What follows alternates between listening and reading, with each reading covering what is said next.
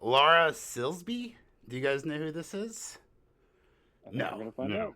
But you're gonna find out, and you're not gonna be fucking happy about it. Let's do the podcast. Okay. 3, 2.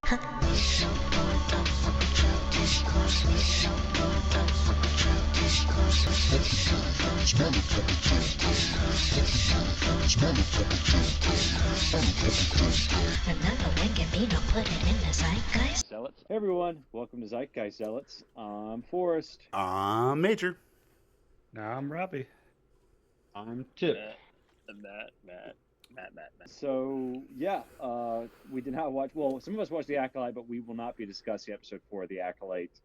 We didn't watch the episode. We didn't watch episode 4. Matt, I believe, was catching up on episodes. I'm at the point where just like I do want to watch it because there's no way it could be as bad as the last episode. That's the only. That's the only reason.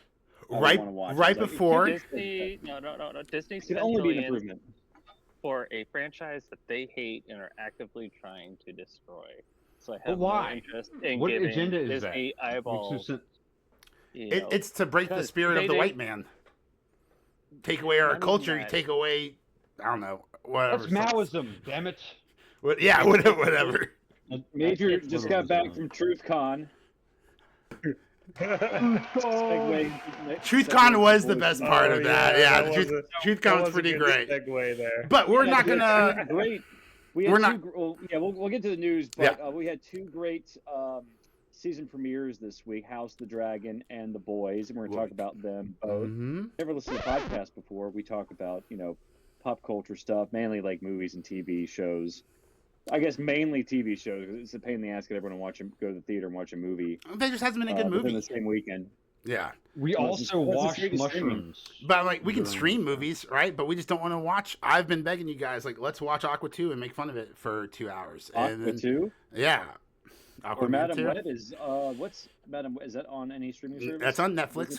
Yeah, we can watch that. Okay. Comment down below, guys, if you want us to cover more movies and less TV shows. We also do games and the occasional comic book. Whenever Batman shows his dong or Superman comes out as gay, we'll talk about it. Basically everything but Star Wars now, because that franchise can fuck off. Me and Robbie and Matt were at a certain convention this past weekend. I got myself a copy of the Spawn Compendium. It's like the first 50 issues. I just finished the first one, so it was about a week ago. So actually, it was less than a week ago. Robbie missed it last year, huh? Robbie got the Boys. Well, I think what was crazy is like I only saw the compendium at 1 booth last year, and then this year was at 3 booths. So if I was smart, I should have like compared prices. But one was like 25% off. It's like this could be the best deal. Just jumped on it, and it was still like 50. So I mean, I guess I paid like $1 per issue. So that's a good deal. Yeah, it does depend on what booth you go to, because the one I got it from was even promoting that like we even beat Amazon's prices. Yeah, I think always check Amazon that's first. Pretty good. What? That's really the only reason you would go to a convention if you're not like a collector or like a cosplayer, is like get a good deal on some trades. And I looked it up. Even though Amazon was on sale, they were still beating them by like $2 or something like that. I will say this though: I would much rather give my money to a store that is coming to a convention and support that store. Oh yeah, versus Amazon. And you're probably 100%. like, I'm only paying the extra $5. Even if you're paying the same, like as you would like Amazon, you're probably saving money because of shipping and handling and taxes.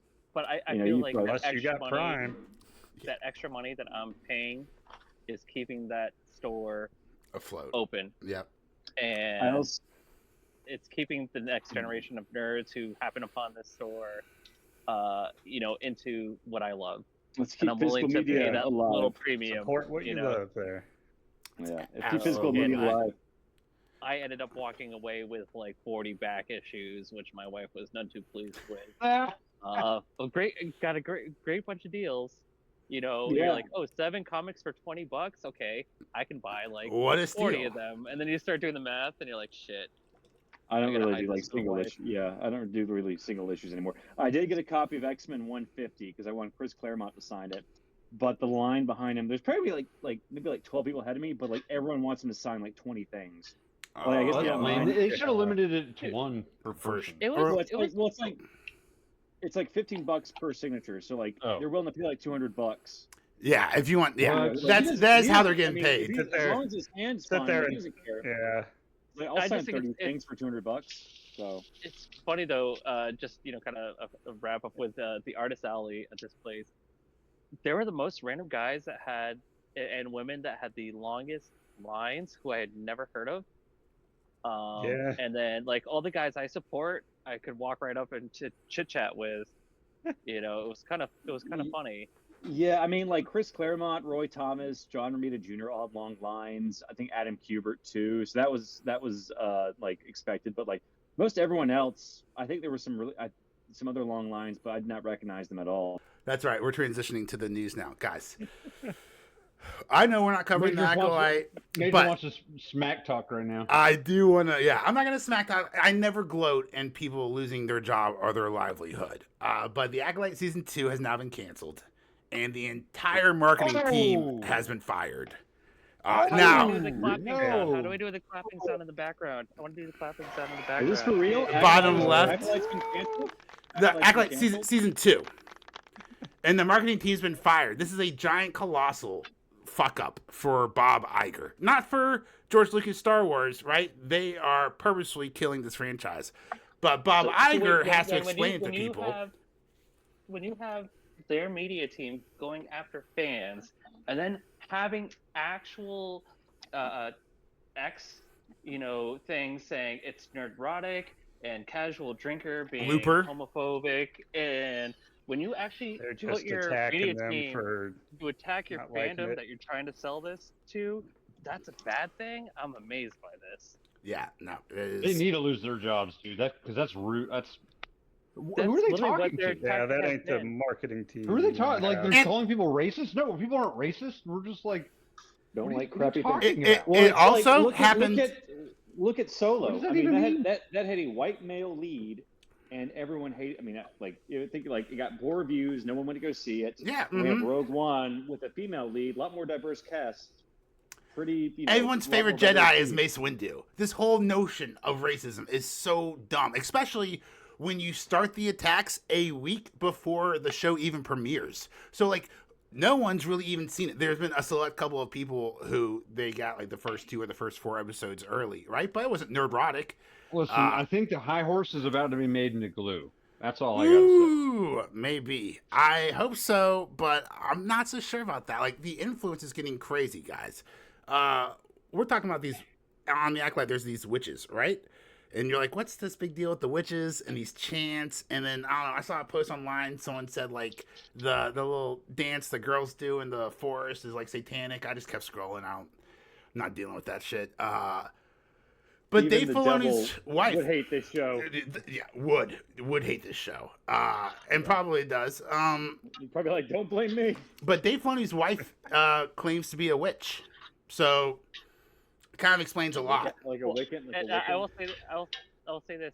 One of the best comments I heard from a YouTuber was that the power of one, the power of two, the power of many sounds like what you write on the whiteboard and say, hey, let's develop this idea, but I want to chant along these lines. Right. And you forgot to do that, and then you panicked at the last second and looked at the whiteboard and said, let's go with that. It's like it's like Ryan. I think that perfectly summarizes the issues I'm having. They thought of these ideas and they never truly developed them at all, and they're just like, it's just bad writing. So bad writing. My favorite meme. No. We're completely fucked.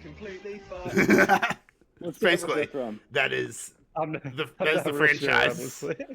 My favorite meme from the Power of One, Power of Two, Power of Many was hand, where fingers. It was like the Power of One, the Power of Two, and then the Power of Many. And I was like, is that a fingering joke? That's hilarious. I was like, that's very funny. So my favorite one is the Power of One, the Power of Two, the Power of Money, and it's a Disney logo next to the Power of Money. Power of number 2, the Power of Shitty. All right. Well, guys, you know what's not shitty is House of the Dragon, and we're gonna get into that review here shortly. But I just want to say, first off, I am so glad that they kept the Game of Thrones theme song. That is such an epic theme song. Well, get fucked. Finish your thought. Thank you. But I was going to say, what are some? Well, let's hear your opinion on why it isn't amazing, I guess. But I wanted to ask everyone else afterwards. Good. It's supposed to be a separate show. They should have just come up with a different theme. I mean, it's just like it just seems like that creativity. They're really, why couldn't the composer compose something else? Like John Williams, it's like what if they just use the same Star Wars theme for Indiana Jones? All right, Forrest, I have to disagree with you here. Well, I'm saying, and I get where you're going with it. Yeah. But I get where you're going with it. I like the fact that they kept the same theme song because it's in the same universe, but the opening itself is different. Has changed. Because when you watch Game of Thrones, it's all these cities coming up mechanically, whereas in Hot D, they literally have the visuals. I like the visuals. But that's what I'm saying. The visuals are completely different because they tell the history of the story in the visuals. Instead of in Game of Thrones, they were showing all the different powerhouses, and they'd mechanically make this city, and it would link to this next city. So I feel like the opening itself is different enough while existing in the same story, so I think it's the same. But the opening is not the same at all, because this one we saw the blood flows, and it paints a different stitched portrait, and then the blood flows, and it paints a different, stitched portrait. Like, the visual is completely different. Yeah, I agree. I just wish the theme, I just wish the soundtrack was. I have no problem with the visual. I guess I'm holy like, shit, Matt! I really tried hard to follow that. I was like, what the fuck? You gotta watch it. You went very in depth. So, but yeah. So my question to you guys, I agree. My question to you guys is, what are some other great theme songs? I'm gonna start us off. Westworld, right? That showed, middle at the end. No. The theme song, do. No, it's not forgettable. Lame. All right. Well, I can see your stance on this podcast. The season was great, though. I would agree. Yeah, which with a great theme song. All right, fine. What about the X-Men? Right, X-Men '97. We just finished covering that. That's a great theme song. Unless you want to disagree. Intro there. Forrest, what's your favorite? Forrest, what's your favorite? What's your favorite? When you were talking about theme songs, you were talking about growing up. Yeah, so that's why I was saying the Power Rangers. I was a fan of that when I was a kid. All of them. They were such good theme songs. Theme song. Bum, bum, bum, bum, bum, bum, bum, bum, bum, bum. All right, I'll take it. That's good. All right. All right. So let me ask, what's better, Frasier or Seinfeld? Because you got me some tossed salads and scrambled eggs. Seinfeld. I like Frasier's theme song. Is it really tossed salad? Yeah, it's tossed salad and scrambled eggs. It's really weird. It kind of makes you think about like somebody licking a butthole. Yeah. All right. Eggs. There's the copyright strike. There's the first copyright strike. It was under 30 good. seconds. Then you can edit out when I said butthole or eating out a butthole. Now I'm just going to change the title of the podcast. All right, so Forrest, what's your favorite theme song? No, I want to. Forrest personally attacked besides the eating out of butthole. all of my theme songs. Batman animated series. So let me ask you this: what if every Batman started with that theme song? Would you hate that? It's better than dun dun dun dun dun dun dun dun. Terrible theme song. It's 5 fucking notes, if that. Well, it's sort of like how the animated series soundtrack is similar to Danny Elfman's soundtrack, but it is still its own thing. Mm-hmm. So that's sort of like what I'm going with House of the Dragon, like something similar, but do an adaptation. Yeah, add a different instrument in. Hey, Jurassic Park. That's a movie, not a show. It's a theme song. I'll take it. There's John Williams. I was just thinking of like memorable. Some Harry Potter. Played some Hedwig's theme. Harry Potter. That's a great theme song. Yeah. Do. Matt, what are you thinking? I would have to say, I loved being a kid in the '90s, and I would remember Saturdays on Sci-Fi Channel. You'd have back-to-back shows. One would be Saturday Anime, and it'd be a different anime movie for 2 hours. And then it'd be followed by the best theme song ever of any show, MST3K. Keeping that clutch at the end there. Peter 3000. We forgot. Since we're on House of Dragon, we forgot to bring up that there's a new Game of Thrones spinoff called the Hedge Knight that's coming out. Mm-hmm. And they just released a picture of Sir Duncan the Tall. Is he tall? Matt, I don't know. I can only see his face in the picture. He's not standing next to anyone. But Matt, do you know about the Hedge Knight or the Duncan Egg stories by George R. Martin? Okay. Yes. You want to elaborate? No.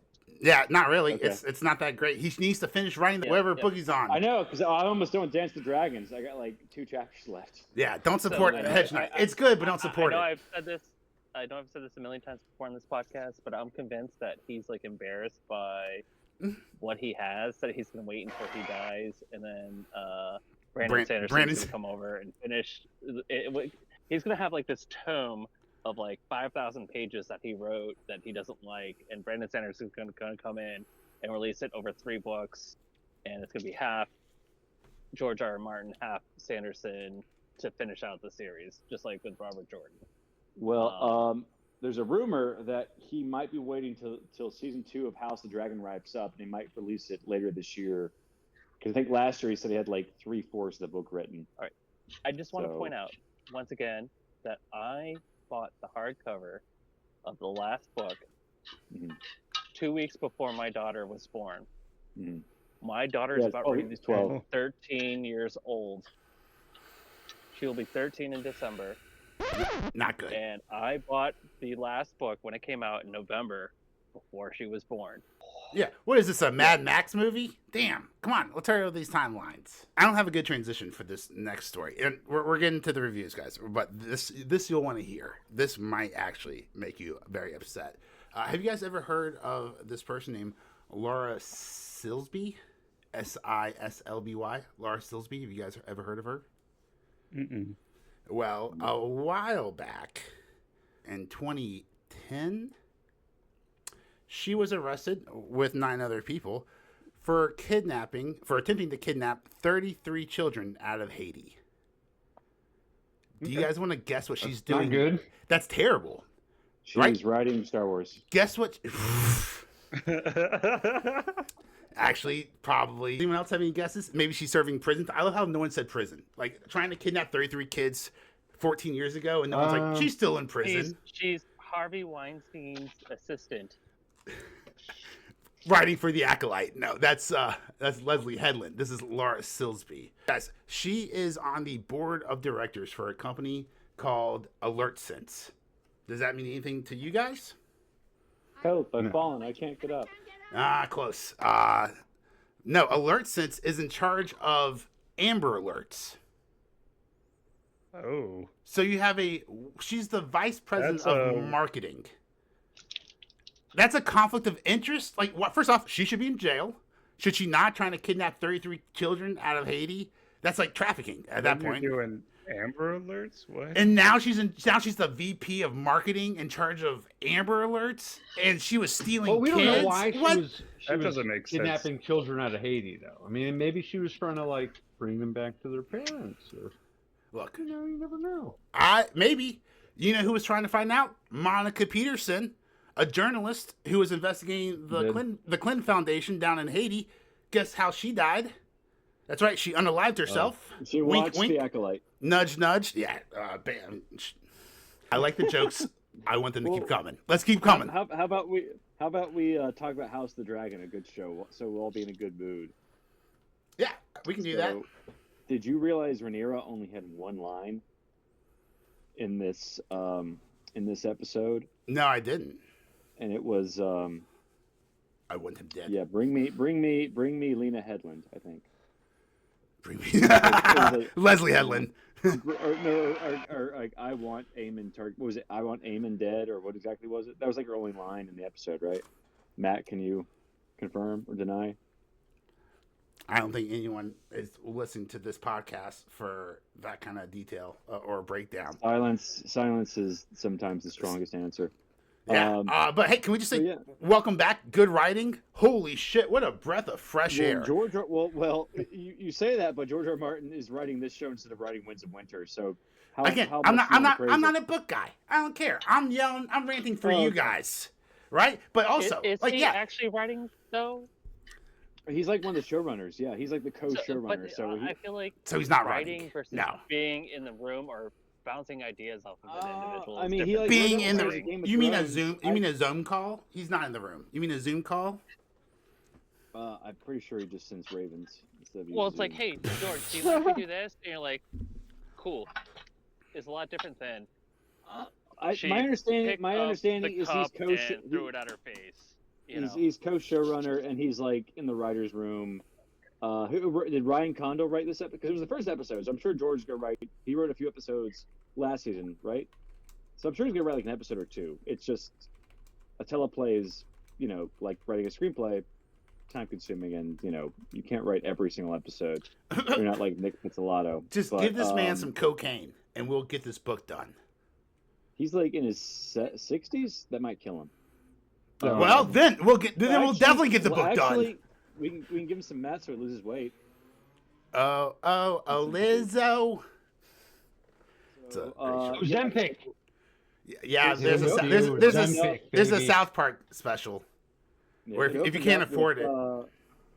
Who's her? I forget all her children's names because everyone has like 6 children in this show, but like one of her sons goes to the wall and talks with one of the Starks, and he's asking the Night Watch's help, and I was like, they can't help. They're the Night's Watch. And then they do help. Should they go to Winterfell? They didn't help. They were just he said he was going to send 3,000 graybeards down. All the older men who are gray in tooth. I think they said. I think this is what they're setting up, which is why the Watch. Why didn't he go to Winterfell? That's why the tower's so dead. Though?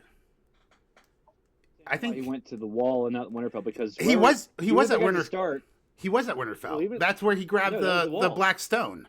No, when they were all grabbing the white stone, the bag of stones. I'm pretty sure that was Winterfell. He goes to Winterfell. No, he goes to Winterfell and then accompanies the guy, the kid that goes to the Wall, and then he speaks with. Is it a Maester? I don't think it's a Maester. No, it's a Stark. It's a Stark. It's like something. It's Stark. somebody on the command watch. Yeah, T Stark starts with a T. Yeah, no, Torben.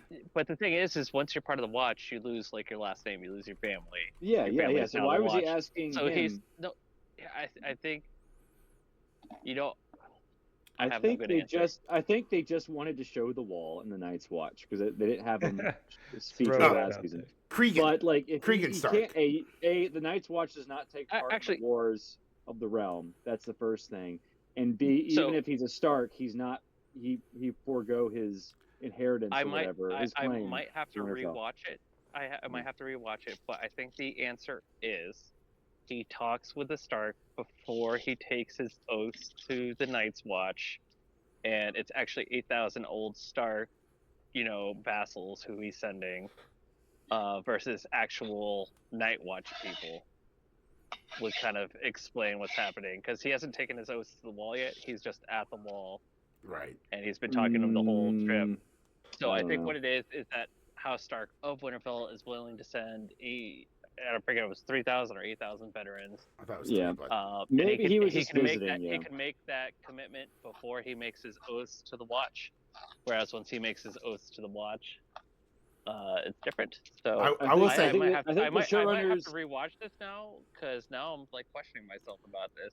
I think the showrunners just wanted to feed us member berries. Like, hey, remember how good season 4 was with the Wall and the Wilding attacking? Here's some of that. But I don't know. We'll see maybe later on 3,000 men will show up. But what I do love is how they showed the Wall properly staffed and what it looked like. Whereas in Game of Thrones, they were complaining about how like 1 out of every 3 towers is unmanned. Right. But here we get the sense of like this is what it was supposed to look like. Yeah.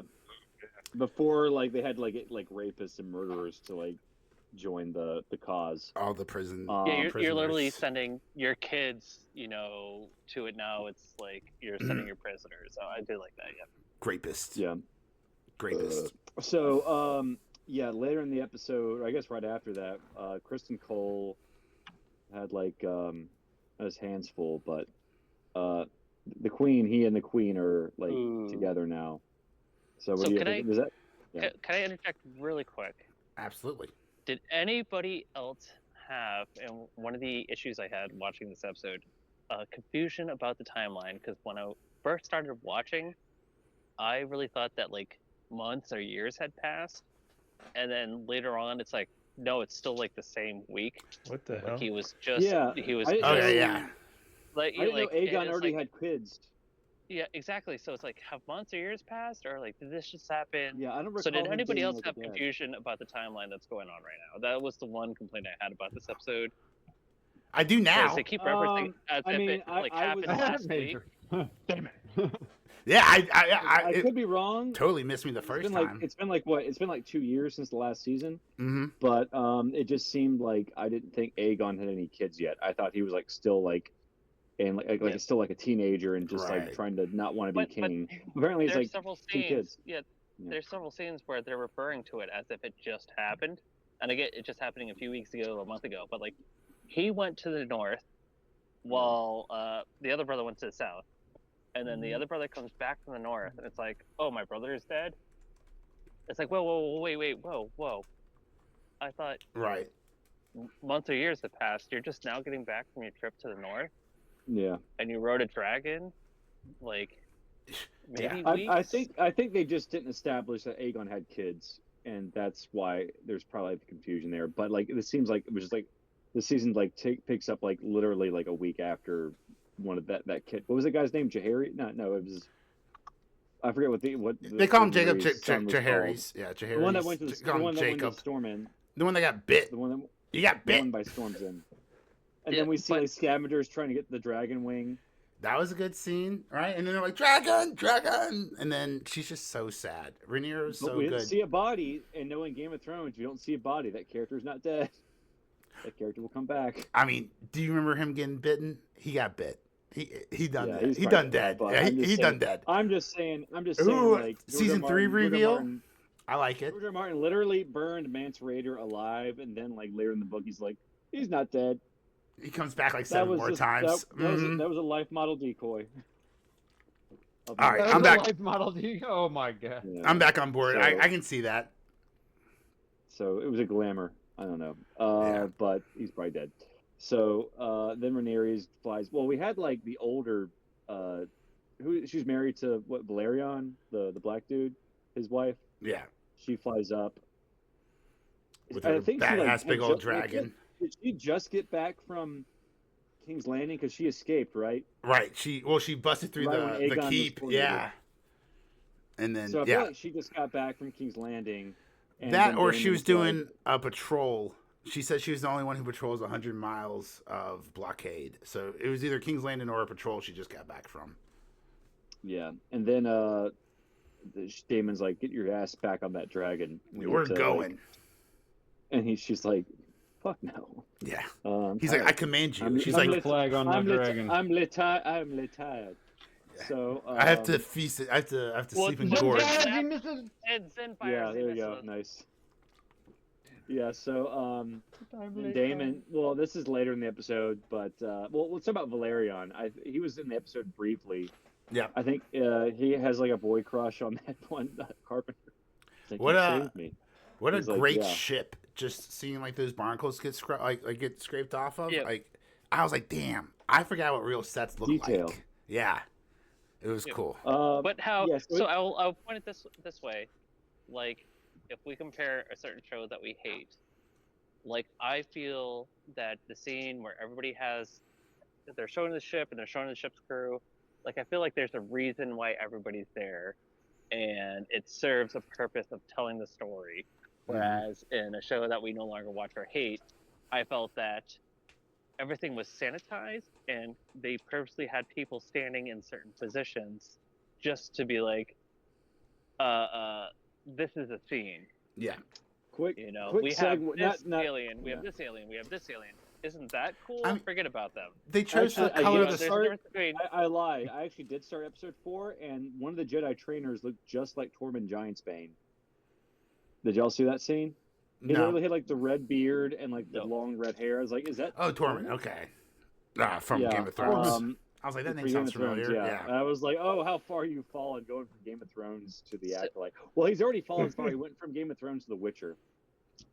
So I guess kind of like what I'm trying to show is like, how did you do a scene correctly versus how do you do a scene where it feels like a set and it feels fake.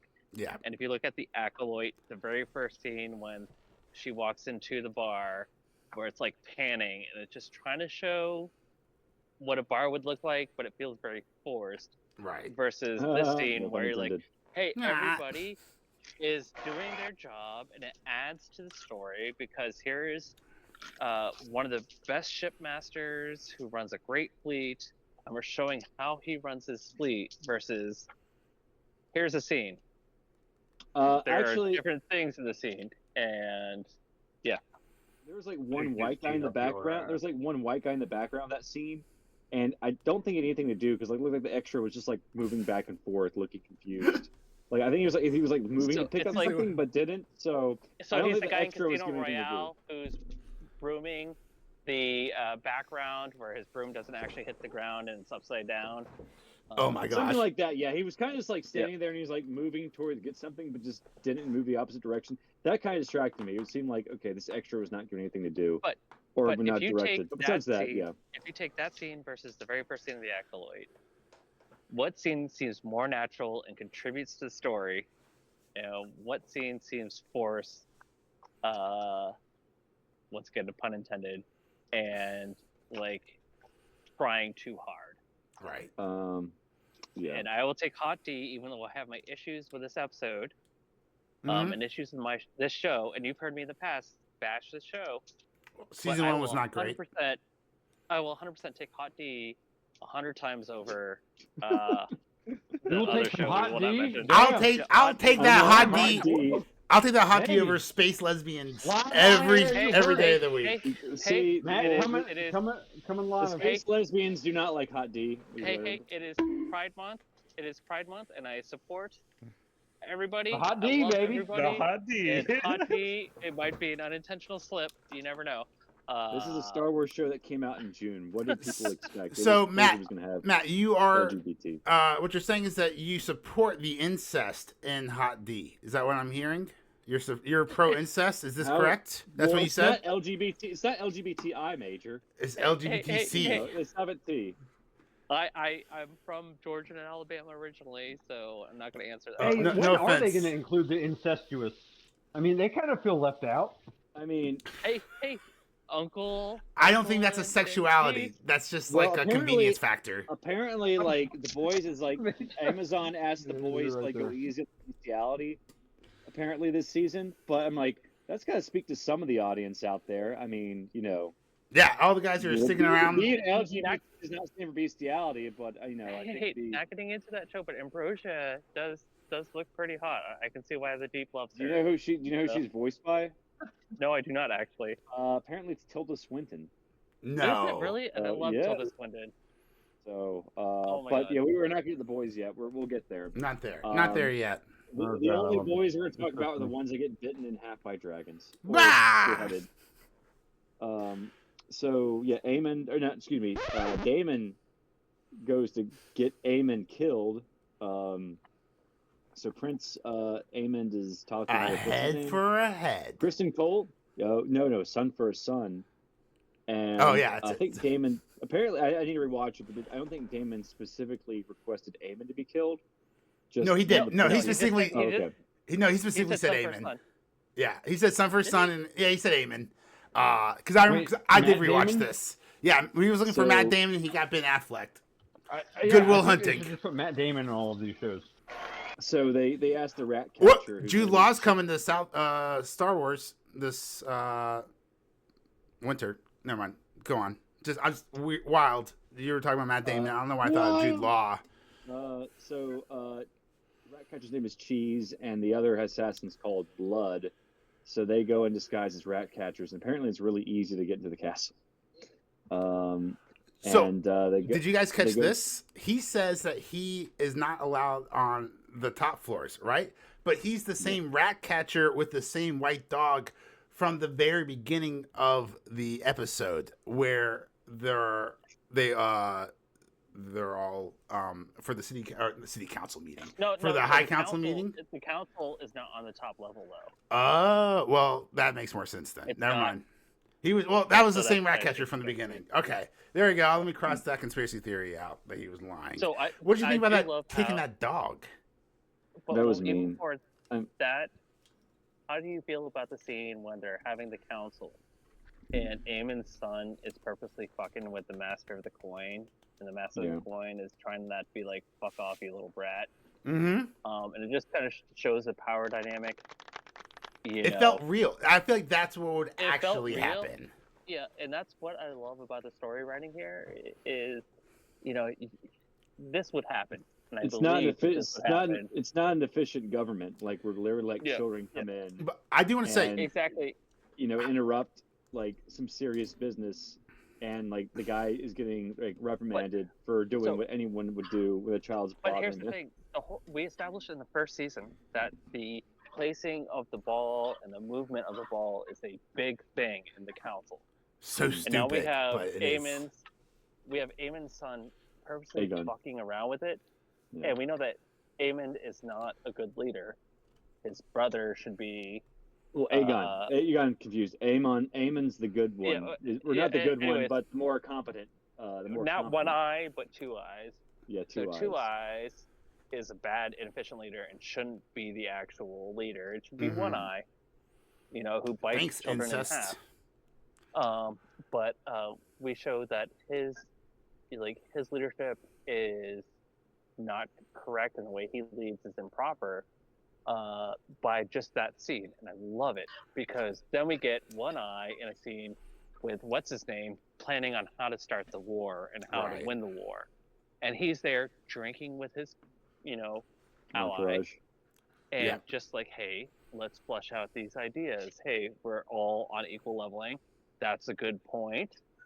I agree, but how about if we do this? And you see like what proper leadership is versus what improper leadership is, and why this person deserves to be leader and why this person does not.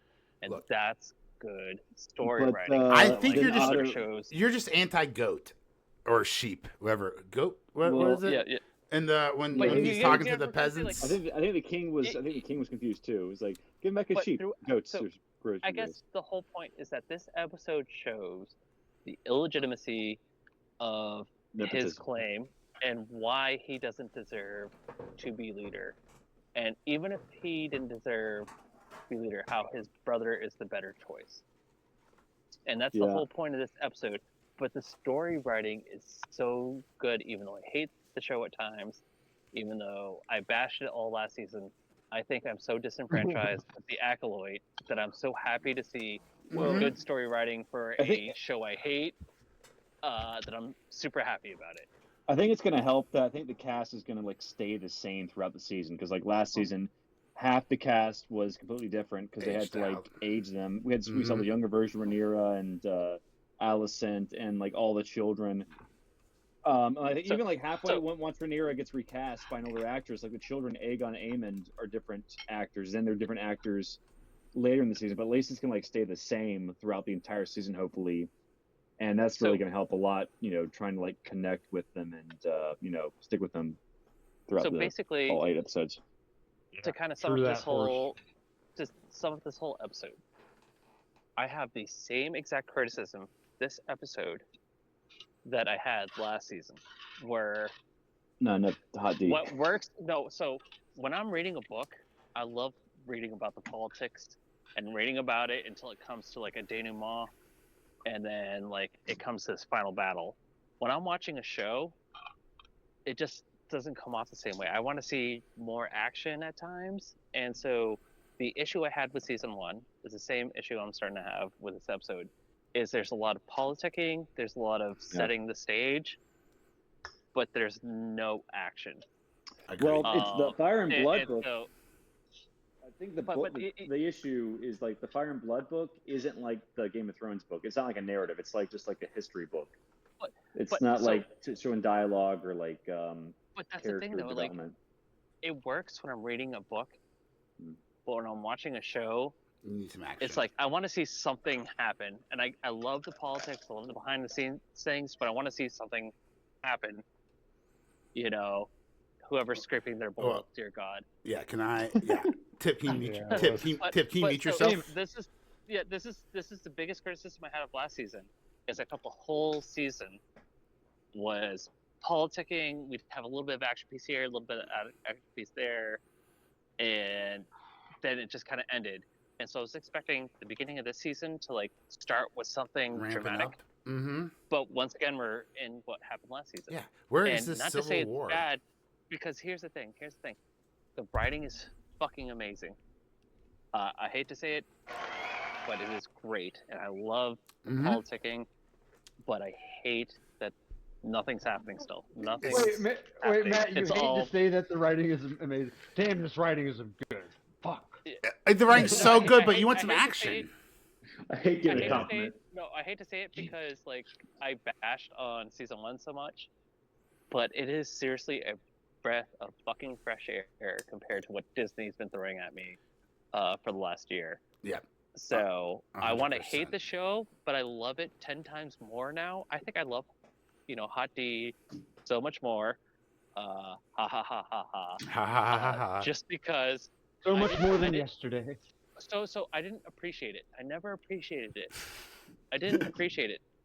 But seeing what else has been offered, like I'm coming back to that girl in college I didn't really give the time of day to, right? But was always there for me. Mm-hmm. That's what this feels like, and I'm loving this show so much more in season 2, even though I have the same criticisms as I did in season 1, just because of Disney. Can I tell you, Matt? I think I might have a perfect solution for you. I have been, I don't know if you guys are aware of this, obviously you guys are aware of this, on a podcast for a long time, reviewing TV shows. I've watched a lot of television in 2024 as a stay-at-home dad and co-host of Zealots. Make sure to like and subscribe down below. So I've watched a lot of television, guys, and I have to tell you, definitively, unbiasedly, objectively, the best writing on television this year, out of any television show, on any channel, is the WWE. If you're looking for action, they fight. They're gladiator style. They're wrestling every 10 minutes, but the storylines that they place in between are surprisingly entertaining, right?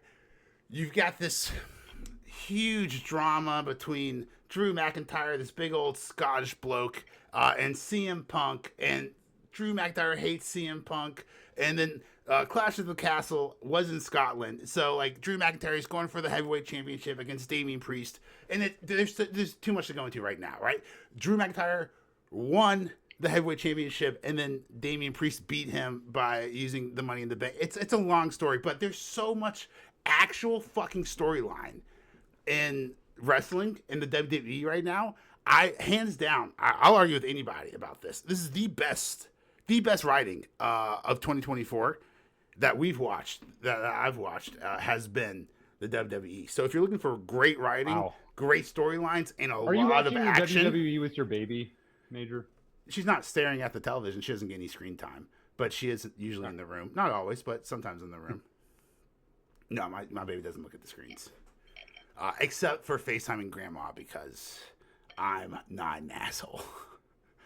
Anyway, back to Hot D. Anyway, I just want to say, like, if you're looking for action and great storytelling, bro. All right, so one more thing, okay? AJ Styles is a longtime wrestler. He was about to quit last week. All right, he was coming out to retire. He made a big deal about it. Like, the whole show was building up to AJ's retirement at the end. And he calls Cody Rhodes out there, and Cody Rhodes is the American Nightmare. He just won some super huge championship. I can't remember off the top of my head, right? But anyway, so he calls Cody Rhodes out there because it's gonna be like a sentimental moment, right? AJ Styles is gonna quit and give his blessing to Cody Rhodes, and then AJ Styles betrays Cody Rhodes and then beats the shit out of him. It's a huge, like, I feel like an M. Night Shyamalan turn. You just don't see coming at all. You really think this guy's going to quit. And so what do for revenge during the Clash of the Castle? They have an I Quit match where Cody Rhodes goes against AJ Styles, and no holds barred. You can do whatever you want to. There's no tap outs. the other person has to say, I quit. Like, that's such good writing. It's better writing than anything the Acolyte could ever come up with in 100 seasons. The power of one, the power to suck my dick. Anyway, so back to Hot just to D. follow up with you really quick, make sure before you get back to Hot D. There's a show on Vice right now that I really love. It's called Who Killed the WCW, and a lot of what they discuss there, it's like 3 of 5 episodes already, is the writing and having the creative development and who killed, like, the WCW has to really deal with who was in control of the creative development, who was in control of writing the show. Very cool. It's a great show, and you see like why it failed, and so I highly recommend that show. Thank you, I appreciate it. Yeah, I'm saving that right now to my Google list. I guess we can move on to the big finale of Hot D, which was the murder of one of Aegon's kids. I forgot the name, but they all have weird names. But it was the boy. The boy. So, yeah, the annoying boy earlier. Dude, we all first know, off, child murder is not. No. Was it the boy though? Do we know she's lying or not? Because they make it a point to check for the genitalia, but they don't. They never do. And she just happens to say it was the boy. They were good assassins. How do we don't know? How do we don't know that she's trying to hide the fact that she's holding the boy and making people think that the boy is dead, and that if there's more attacks, eventually she'll be like, "Oh no, he wasn't killed. This is the proper heir." So I'm convinced that it was the actual girl. Apparently in the book, it's worse because there's 3 children, and they make her choose which children she is willing to sacrifice, and she chooses the younger one because she figures the older one's the heir, so he should live, and they decide to kill the older one anyway. She chooses the younger one to die, but they decide to kill the older one to be cruel, and so the child will always know that his mother chose him to die. Damn, it's more messed up in the actual book. Yeah, for sure. Oh, that's great. That's good writing. That's good writing. Matt, I understand your point, but 2 counterpoints to that. One, I'm fairly positive. I watched this one twice as well. I rewatched it.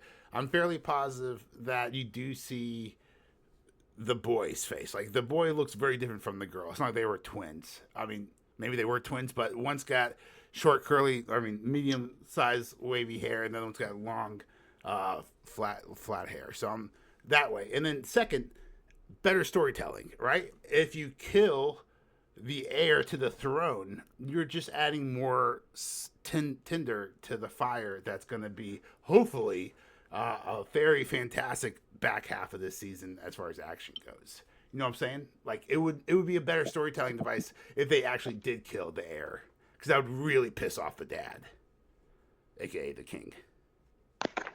Well, now when Aegon dies, there'll probably be another power. I haven't kept up with. He's also pretty young. He can just keep on pumping out babies. That's true. Yeah. Yeah. Or he could legitimize a bastard, because he probably has a few bastards out there. Probably. He doesn't seem like he's a big fan of his wife. No. He can still get his egg on. He could get his egg on with some other woman's egg. I don't know. He's going to get egg on his face after this next episode. I can guarantee you that. Yeah. I think that this was a great first episode. Yeah, it really was. I will say that with the great writing and the lack of action, very hard to take notes, right? Like, I was like, do I put down Amon, with one blue eye, with one eye? Do I write that he sits down and moves coins around as with the Night's Watch, or not the Night's Watch, the King's Guard captain? Like, it was a really really compelling scene, great dialogue and stuff. But what do we really talk about? Oh, that was good dialogue. All right, next, moving on. I guess we can go to the boys. Anything else anyone wants to bring up about Hot D? Well, that's what I'm saying. Like, the writing's so good, and with the lack of action, it's hard to really gush over this show, besides how good the writing is, and then that gets repetitive really fast. Yeah, So- looking forward to more. At least there's only one episode, so we didn't have to binge watch. What the hell? The Boys? 3, two, I would have understood, but freaking 3. I mean, maybe if they were bad, I would have understood. But these were good quality shows. These weren't awful. I'd say the first episode was pretty weak. The second and third one, I think, were definitely improvements. So the second one felt more like old school Boys. Yes, to me, like the team's actually on a mission. Mm-hmm. And, TruthCon was pretty fun though. I really enjoyed TruthCon. Yeah, that TruthCon was that episode 2? I think that was episode 3. No, because it had the naked dudes. Remember? Oh yeah, with the pink eye and the ass eating. Oh yeah. I think I knew. Someone tell me how. I knew right away when they go. I knew right away. It wasn't naked dudes. It was him multiplying himself to pleasure himself to pleasure himself to pleasure himself. But that's multiple dudes. That's a dude, and he had multiple dudes. No, it's him. It's him. Yeah, it's him. It is all him.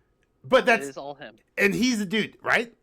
So if you have two dudes, multiple.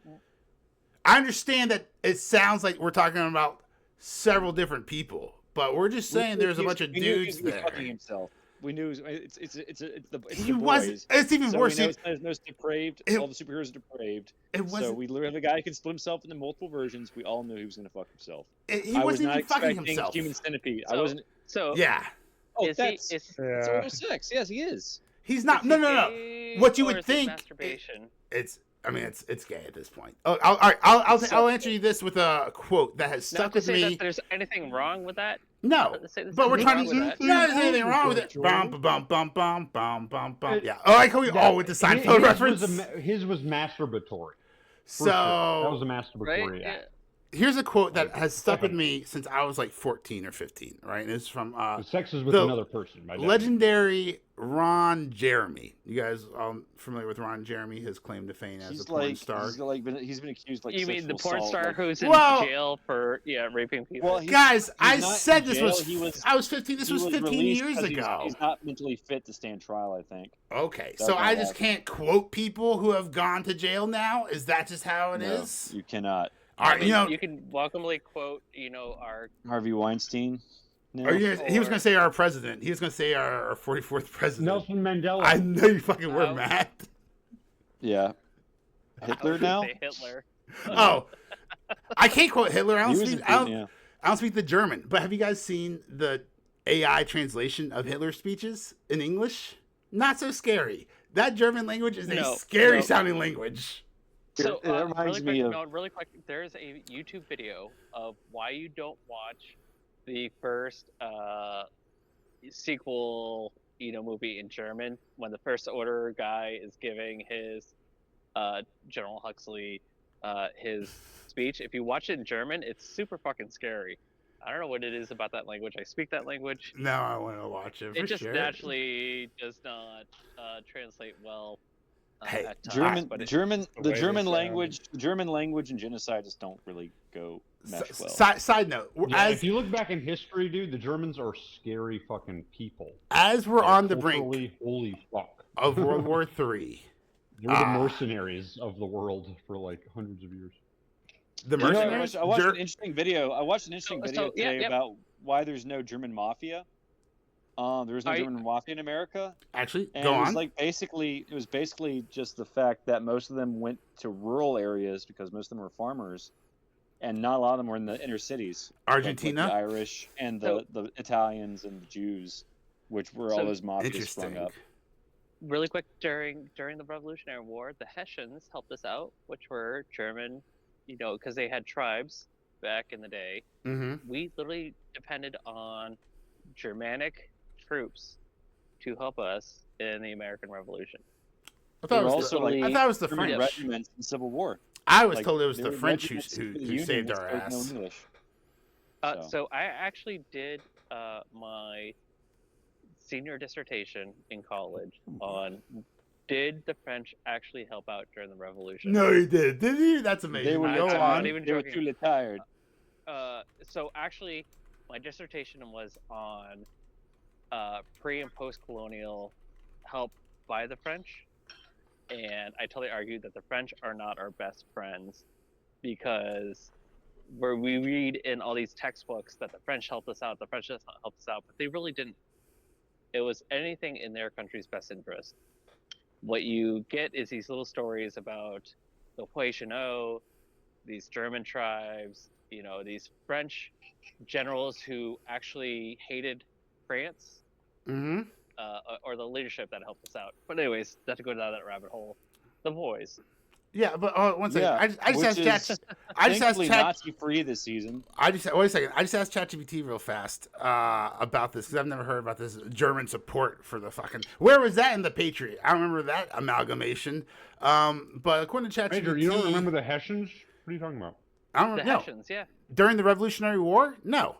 And according to ChatGPT, we fought against them. I was going to say, according to ChatGPT, neither do you, because according to ChatGPT, 30,000 German soldiers, commonly referred as Hessians, fought for the British during the war. The British.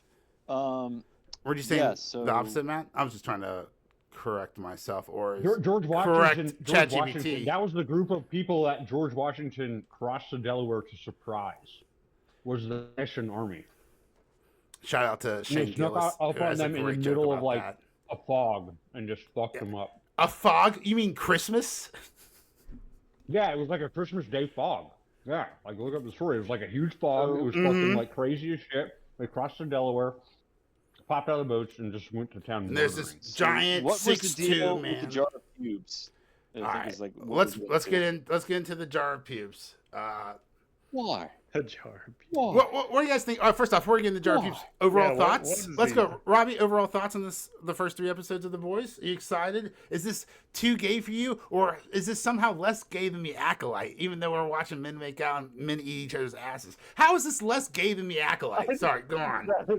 Yeah, no, when you put it that way, yeah. This is way more gay than The Acolyte, yeah. But it's more still. Gay acts, but it's less gay. It just goes to show that the issue isn't like that there are gay characters in the show. That's not the problem. Okay, it's the bad writing. It's bad writing, yeah. Yeah, pretty much. And just not making up shit that fit into the lore and making the Forrest just a plot device to make anything happen. How come The Boys? How come the Doctor and Doctor Who and his intergalactic hunky bounty hunter, how come they kiss on camera, and in The Boys episode 1 those two men kiss on camera, but when we have 2 lesbian space witches, they just get within 3 inches of each other like they're fucking on dating or dancing on 8th grade dance They night. Never kiss. They never kiss. If you want to turn the Acolyte into why are the gay guys kissing but the gay women aren't kissing? I don't know. Is there scissoring in Acolyte? I was told there would be scissoring, and that's how the Force was created. That's what I was told. Don't believe everything you read on online, guys. Reddit. Yeah. So I mean, I saw all 3 episodes, but I kind of get confused. I do remember the one with Firecracker, when she first appeared. She's sort of like she was at TruthCon, and her power is she can snap her fingers and make smoke come out. I'm guessing she's like Jubilee. She can just shoot fireworks out of her hands. It just seems like she's a weak. I don't think she's been practicing. Like she does a whole lot, really. But she is super strong. They went ahead and said that so far. Yeah. So so she joins the 7. This is going to episode 3. But what do y'all think about Sister Sage, or just Sage? Because we'll call her Sister Sage. I love it. She's probably the best character on the show. Yo, is she evil though? What's going on with her? She's so smart. She's definitely triple, quadruple crossing everybody at the same time. She's so smart. She helped Homelander kill those 3 guys. I mean, they were Homelander home teamers or whatever, but they didn't It was a false flag. Oh my god. So, do we love the politics in the show, or do we absolutely hate it? I love how they are going hard on it, but bro, it's such a reflection. It's a reflection of real life. Of course, A-Train didn't participate in killing them because they're trying to get his redemption arc going, even though he's done too many horrible things. A-Train's the one that kills Hughie's girlfriend. Killed the boyfriend. But that was like 3 seasons ago. He's forgivable now, right? No. I'm saying the scene where they're beating up the guys to be martyrs. Yeah. He splashes in and bashes him because Deep is about ready to kill him, and Deep doesn't want to do it. And then A-Train did does A-Train do finish it off, or was Yeah, it? A-Train. I might need to rewatch it. I think A-Train A-Train killed is the one that kills the last one. Which is the because boy I who remember he zipped over to the door to I think he just got. I think he just stopped him from escaping. I don't think he actually killed him. No, he. I'll have to. No, it was Black Noir who did the killing. Because I think he stopped him from going out the door, but I'm pretty sure Deep Noir, or Black Noir killed him. Yeah, I think Noir came in and because they're really leaning hard into A-Train redemption arc, but the Deep he's gonna die a Black horrible death. Noir, who isn't Black Noir, and I let's talk about that character. How great is. I thought it was funny. Definitely a clone of Homelander. When he started talking, I was like, oh, I see what they're doing here. So do you love the fact that they dropped the whole he's like, I studied at Godalkin, I was top of my class, and they dropped the link to, the other series. Yeah, Generation Gen V. Yeah, which I mean that show was mediocre, forgettable, but I don't know how they're gonna do it without that Chance guy, because they got to rework that. Chance Perdomo, yeah. Yeah, so but when that happens, I'm wondering if any of them are gonna have cameos this season. I'm sure what's her name, Marie Moreau will, because she has a connection with Victoria Newman. Mm-hmm. Which the first episode sort of threw me off because literally he tries to kill her twice. They try to kill her twice, and she's just don't do that. Back to back. Walks away. Takes a bullet to the head. Yeah, well, I love the fact that she's like, you guys are even worse at this than I thought. Yes. She's so cocky. She's so cocky. They are a terrible Black Ops team because literally they get seen and made everywhere they go. They got made at TruthCon. They got made when Victoria. They tried to were they trying to kill Victoria Newman, or what were they trying to do?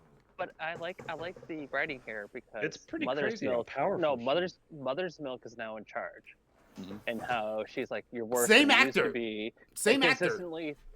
Yeah. So all 3 episodes, they just straight up fail, and it's because Mother's Milk is bad as a job. Mother's Milk is in charge now. Now Butler, and so now that he's in charge versus the crazy, wild card bitches that Butler is.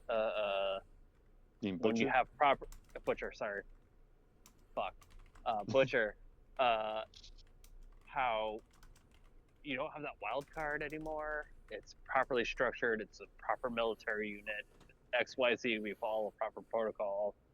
Everything fails, and so. I like the writing there because it's implying that when Butcher was in charge, even though they were fucking crazy, they got the job done, versus now they're properly structured, they're part of the government, they're being promoted by the government, and everything's failing. Oh, you think that's a metaphor? You think they're being I thought it was tongue-in-cheek? Yep, 100%. I love it.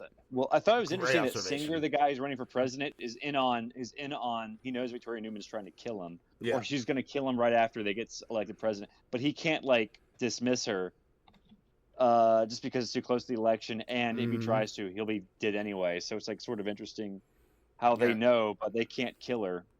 Well, I mean, I don't understand why they can't kill her. Apparently, she's bulletproof now for some reason, and acid proof. I mean, she makes people's heads explode. I don't know why that would make her Yeah, she's those things. She has so many superpowers. Yeah, it's a little plot. That's kind of plot armor. It's kind of her daughter was scary as shit. That scared the fuck out of me. Yeah, she's like what? Was it Melina from Mortal Kombat or something like that? Yeah, what the fuck, dude? She ate those guys' faces. Just. Yeah. So that's a little creepy, but yeah.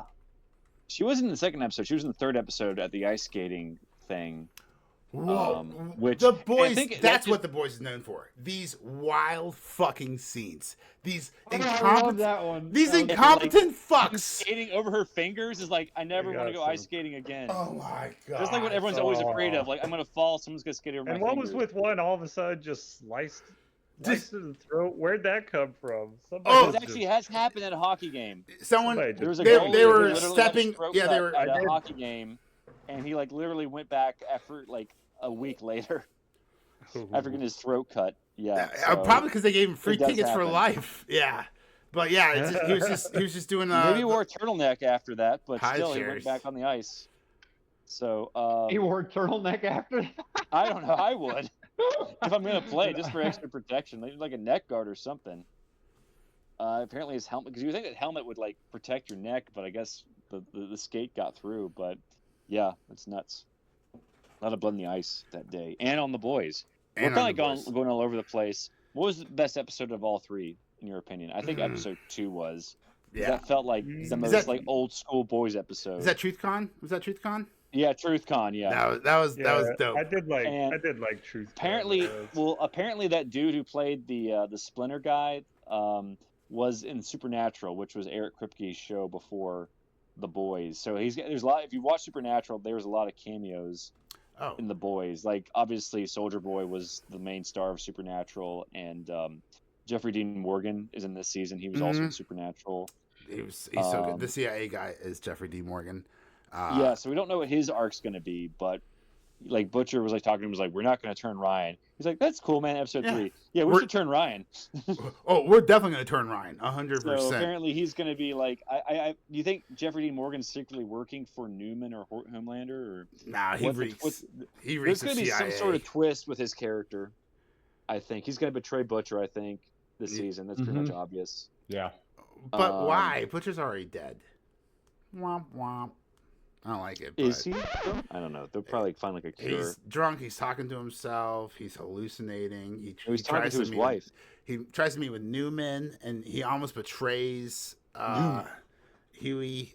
But again, the wanker comes out on top, and he decides not to. That's good. I wanted to say, shout out to the writers for, as a fan, just thank you for giving us enough respect for not just not telling us about this new Black Noir, but for like not telling us 3 times, explaining to 3 different people, aka the audience, why Black Noir. Everybody already knows. Yeah, like thank you for assuming the audience that can see penises, men explode inside of urethras, and blood and guts everywhere. Thank you for assuming the audience is smart enough to put 2 and 2 together, that they got an actor to replace him, and he's a mouthy. He's talking. I hope he doesn't stop it.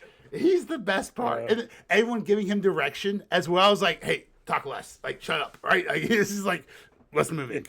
Stop pacing. It's like, it's so good. It's just. Well, remember in the recap in season 1, it showed Homelander ripping up Black. Right. Well, that's what I'm saying. So from a Disney show, right? If this was Avengers Endgame, right? And they showed the recap of Infinity War, and then someone's getting punched through their body and died, and then they showed up in Endgame, right? Disney would take 3 dedicated scenes to explain to 3 different people how this person is on camera.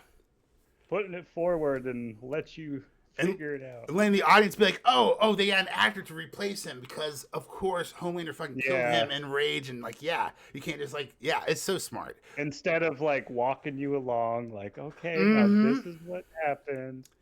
Now, speaking of being walked along. Even though Black Noir was, like, Soldier Boy is so much worse than Homelander. And, like, everyone watching through was like, not really. Not really. I mean, he was still bad, but they should have killed Homelander last season. Like, logically. I know they didn't, but... we got to talk about. I guess we should bring up the fact that we talked about Jeffrey Dean Morgan. You want to talk about Ryan? Let's talk about Hughie's arc this season. Okay. His mom's back in the picture. That's kind of boring. Yeah, I mean, he's dead.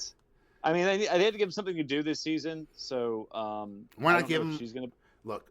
I think they fucked up. I really liked it the first season or 2 that the boys didn't have the boys pill the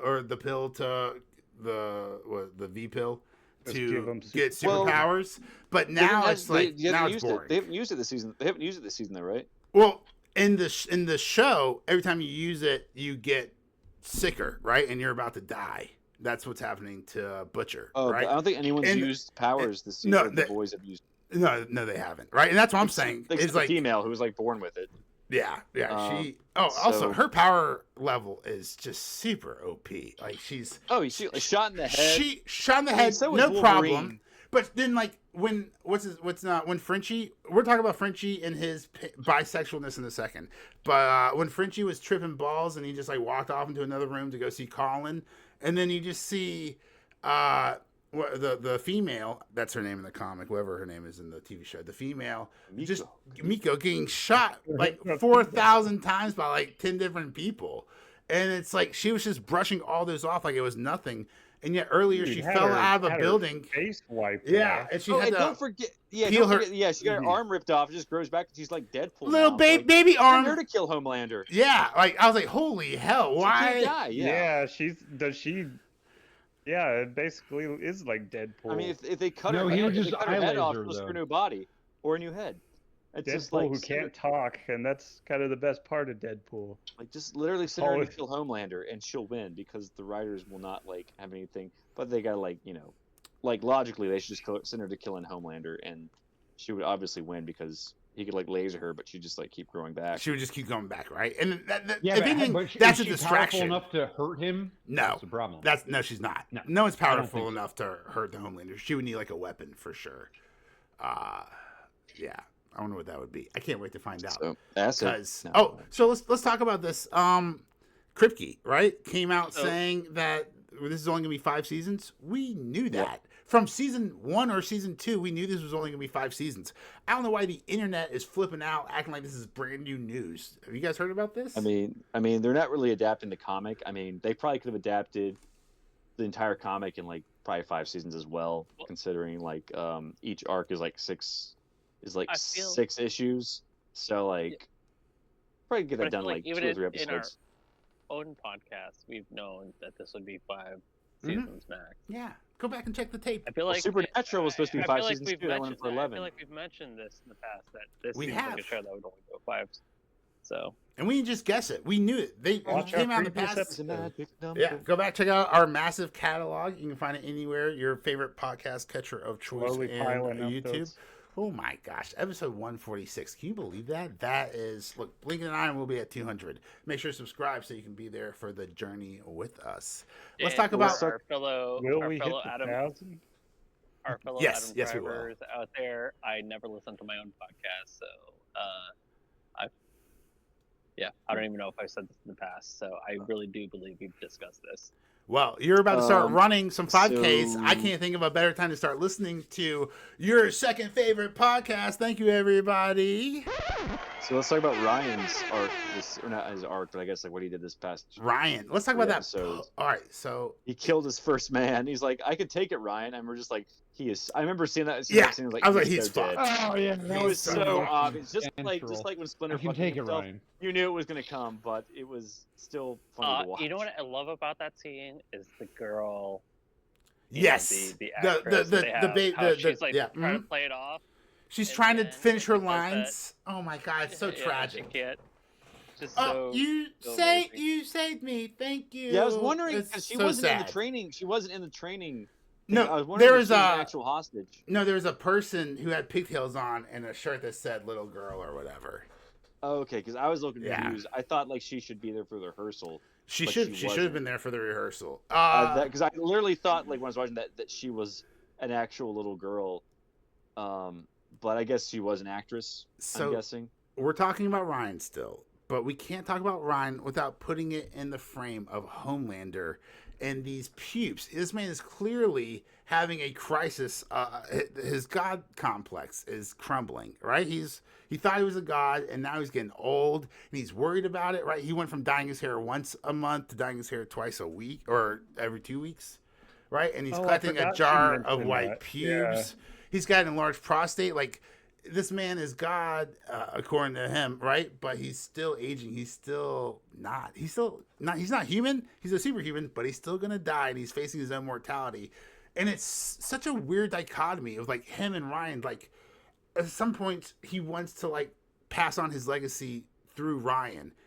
And then at other points, you'll see him just show up at the bank robbery unannounced to steal the spotlight. Because he's so narcissistic and egotistical, he can't help but be the center of attention. And he hates it when Ryan gets the attention instead of him. So he's like, I want to foster my son and have a legacy through him and be the father I could be there for him. But I'm also a huge narcissistic prick who loves being the center of attention and can't share with anybody. He doesn't even love Ryan. He's just like using Ryan as some kind of weird tool. Yes. Yeah, it's like a really proxy. weird, A proxy. Dude. Kind of a weird relationship. He's like, you better smile right fucking now. Like, holy shit, dude. Oh my god! Yeah, when he hugs him, he goes, "Smile right now." Yeah. God, dude. What the fuck? That was so scary. We all knew Homelander was not going to be a good father. Yeah. I mean, neither is We Butcher. know he's going to Oh, neither is Butcher though. Let's go. Round table time. Let's go. Robbie, we're gonna start with you. Who do you want? Who would you rather be your father, Butcher or Homelander? You're 8 years old. Butcher or Homelander? Homelander, for sure, because you wouldn't know any better. I like it. All right, okay. That's tip. I like, you'd be like, "Oh, let's go flying, Daddy." Yeah, like, fuck that guy with the weird, that weird accent. accent. I don't know. And the guy bleeding from his ears. Robbie, what do you think? Are you gonna be Butcher? Butcher has foosball. Butcher does have foosball. I'm sure they have foosball. And he threw away those cookies. Oh yeah, the cookies. Ah, too much sugar. Yeah, You wouldn't like them. Had laced with like a sleeping agent. Or Actually, I'll be honest. Butcher does have a more honest face. Yeah. Well, all right, Forrest. What about you? Who do you want to be your daddy? I mean, since Homelander's like a homicidal rapist. Well, I don't know if rapist. He's just like rapist. Because like even when like Stormfront was just like we need to kill all the Jews, he's like I don't know about that. Okay, so when he grabs the pube jar, you see in his chest. I was thinking the like Nazi. It's photo. It was what's her name? Stormfront. Yeah, he kind of turned a blind eye to it, but he's still like that's not really what I'm about. It was Stormfront and Dr. Vought getting married together. And then you saw like a milk bottle. Thing in there. There's a milk bottle from what's her name, the CEO back in season 1, the blonde chick. And then there was the samurai sword that Black Noir had in there. So those were the other things. But, yeah, and then the right in the center of the pedestal, the jar of pew. I thought about starting that of my own collection. I don't have any white pubes yet, knock on wood, but just starting that little collection out, and then because my wife hasn't seen it yet, so it would just be really weird. And then we'd watch that together. We'd sit her down and watch it together one day, and she'd be like, "Oh, this was a bit. You're weird." That's the thing. Homelander's weird. It's like he's so weird. How do you hate the guy? It's like you like pity him. Well, you're like no. He lasered the guy. He grew up in a lab as a baby, just locked up in a. You really just feel bad for him. You can pity the man for sure, right? And look, we all have had terrible childhoods. Boo hoo! But the part, he's done, and as a 20 and 30-year-old, yeah, dude. Look, that whole airplane. He just let that, like, he lasered the cockpit on accident, and it took out the control systems. And he's like, well, I can't save this flight. Let's just get out of here. And then he's just holding Maeve, and they're just watching this plane fucking go down. He literally had, like, no idea why Ryan felt bad for smashing that dude into a wall. Yeah. Because he was trying to indoctrinate him. He was like, humans are just toys. You pity him. That's what I think you feel. Well, I don't think he's trying to feel train bad, him to be that way. He legitly. He just thinks it. Yeah. It doesn't click. I'd imagine this is how racists are, right? Like Homelander sees humans as crazy below him on the human pedestal. I'd imagine that's like how racist, how racists raised racist children. I have no idea. Not a racist bone in my body. Thanks. Everyone's a little bit racist. I think everyone's a little bit hungry.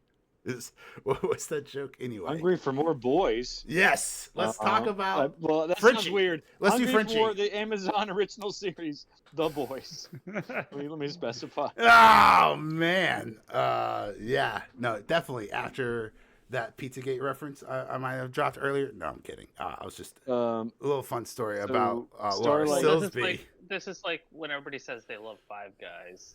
They're like, I love Five Guys in my mouth. Did you guys see that viral tweet of Father's Day Five Guys? Where family, mother, father, 3 children, they all go out, they get little cheeseburgers, a large fry, and 2 medium drinks. $75. Do they really sell small cheeseburgers at Five Guys, or is that Crystal Burger? It's no. So a small burger at Five Guys is just 1 patty instead of 2. Oh, You say small burgers. I'm thinking Crystal Burger or White Castle. I call $75. There's a receipt. That's it. If I get this far in the editing, I'll post it. I call bullshit because when you get a large fry at Five Guys, it feeds a family of 4. So I will get a regular. My wife will get a single, and then I'll get 2 grilled cheeses, and 1 large fry, and 1 soda that the family can share, and it'll be $40-something. And for $40, that is actually cheaper than going to McDonald's currently with a family of 4, or going to Wendy's or Chick-fil-A. So I don't get the hate on Five Guys lately. They purposely order. Everybody gets fries. Yeah. Nobody. I hate them. I just literally you order a large. Maybe not. So you don't go to Five Guys by yourself. Oh. That's true. That's true. It's going to be $25 if you go by yourself. But I will point this out. I recently went to Wendy's, and I got a value meal, a Baconator meal. I got a medium. It was $11, and then I got a 10 nugget on top of that. It was $17 for me just to eat by myself for a 10 nugget and a Baconator medium-sized meal.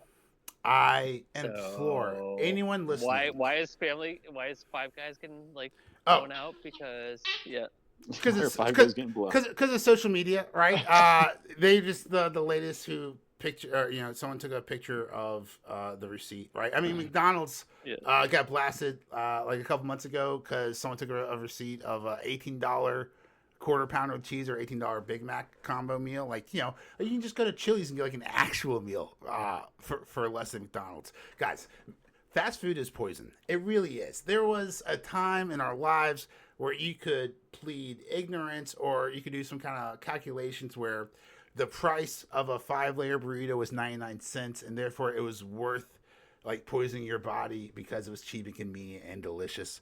But now that's $4.79.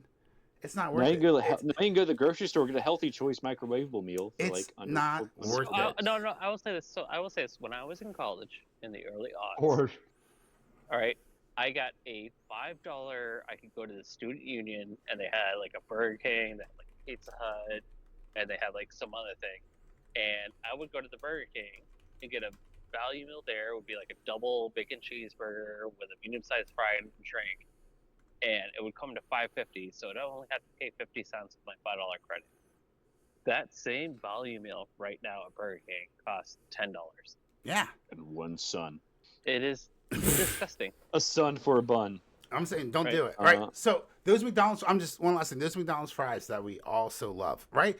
Those are so effing awful for you, all right? The only reason, the reason why they're so uniform is because McDonald's only allows one type of potato to turn into fries, and that's their russet Burbank potato, okay? The russet potato.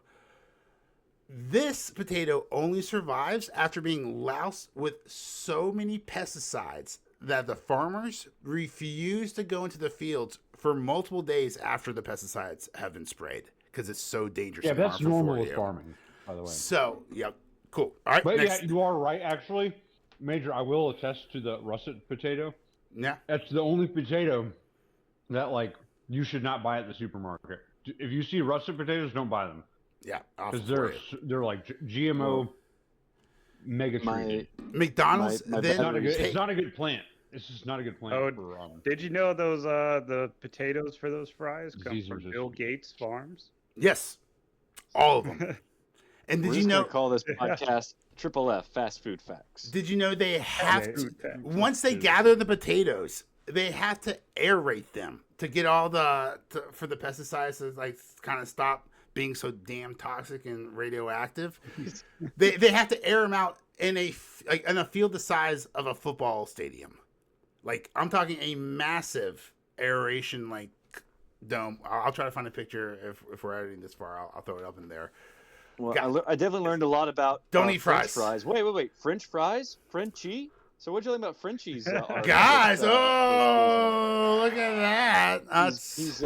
He likes Forrest, the conductor of this podcast. That's so good. So guys, we all knew he was... he was always super bisexual, weirdo, kind of frolicking around everything. It didn't It honestly didn't really surprise me. No. Well, is that really the message they want to send though? Like, yeah, He's drug French. addicts are totally bisexual.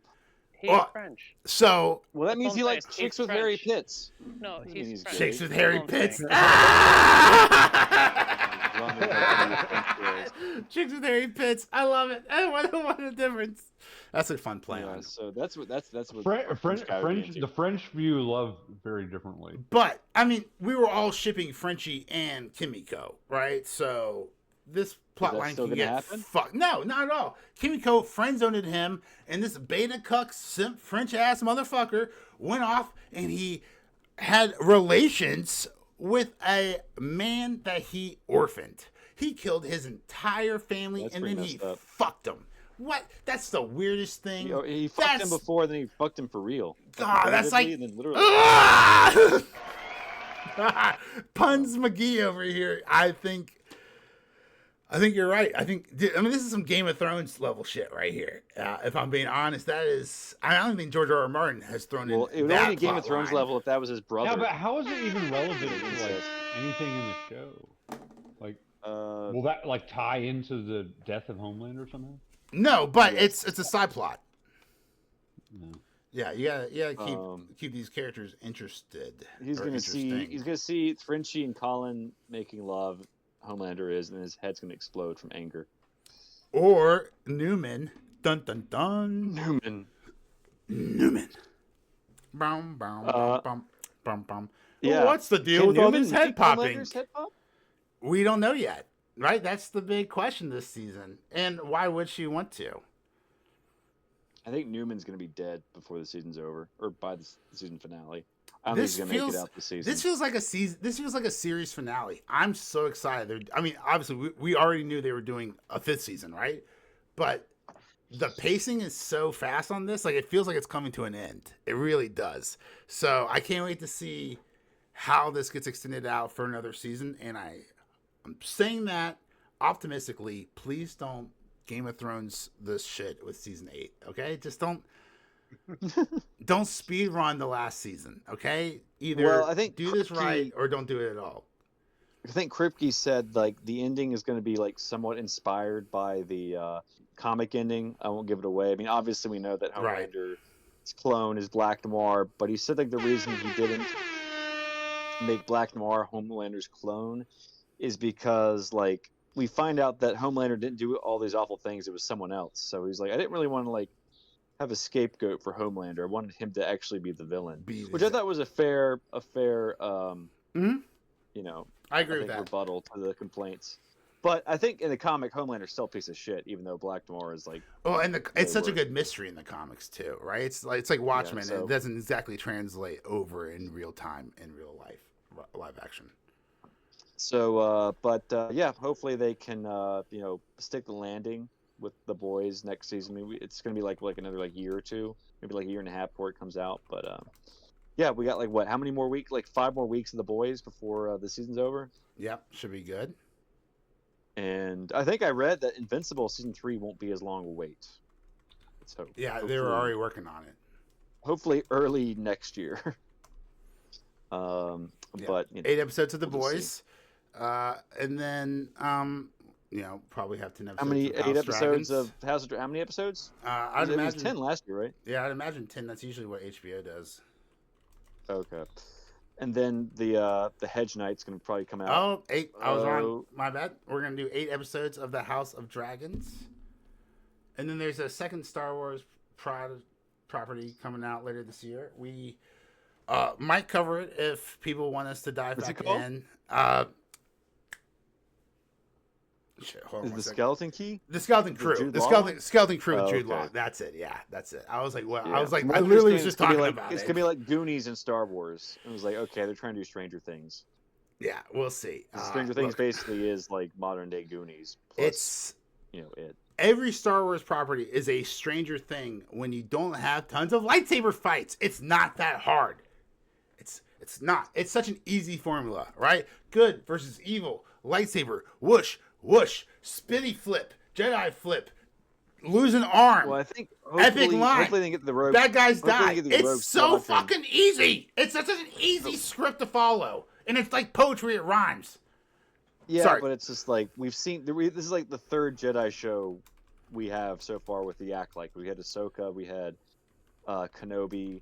It's getting pretty bland, and we've already had like 3 movies come out in the past 10 years with Jedi and Sith. The Force. Let's do like other. Disney needs to stick to shit like Moana and. They are Moana. Sea Maid or whatever. First off, do they? Because tip, I was thinking about this.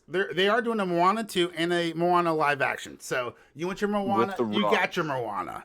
All right, but as a new father, all right. Let me just say right now, I love Moana. I really do, and it was really cool to see The Rock actually be bad at something for once. Not a great singer. He is so talented and does so many things. Not a great singer. He picked the songs out well, right? He sang the songs well, but he doesn't have a big range. What were you saying, Forrest? That wasn't important. Okay, so I don't think. I want to talk to Tip about this real fast.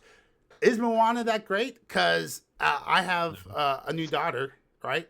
And as we're singing these Moana songs during bath time, I'm like, wait a second.